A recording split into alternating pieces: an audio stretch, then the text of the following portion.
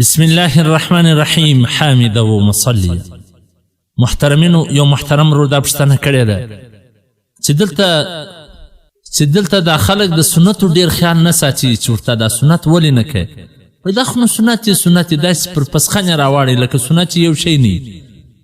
آیا دا د دې دغه عمل څنګه دی د شریعت پرونه؟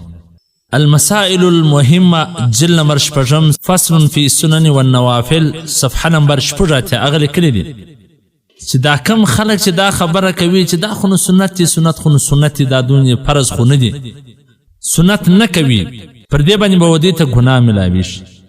که چیرې هغه سنت یو سپک شی ګڼي دا خبره کوي نو دا خو بیا ډیره د خطرې خبره ده.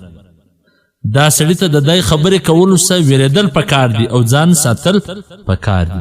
کوم چې سنت مؤکده دي لکه د سهار سنت، لکه د ماپښین، د ماخستن، داسې د ماښام، دا سنتونه دا د عمل په اعتبار سره د واجبو په درجه کې دي.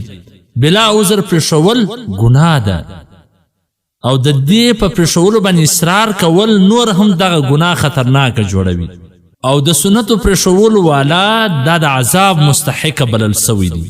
نبی کریم صلی الله علیه وسلم فرمایي چې زما سنت لازمه ونسي. څوک چې د دې څخه اعراض کوي د هغو متعلق فرمایي چې دا زموږ څه نه دی. لا دې نه کوي که چیرې څوک د سنتو څخه داسې اعراض کوي نو هسې نه چې د قیامت په ورځ د محبوب پیغمبر صلی الله علیه وسلم د شفاعت څخه محرومه پاتې سي. معمولي شی به نه ګڼي. دا پکار دا ده چې سنت مؤکده دا په پابندي سره وکول سي.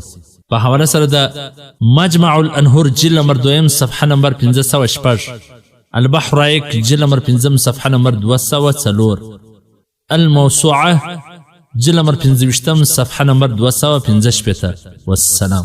تعلیم الاسلام اداره ستاسو د دینی پوښتنو ځوابونه کوي. مولوي عبدالرحمن سمین صاحب.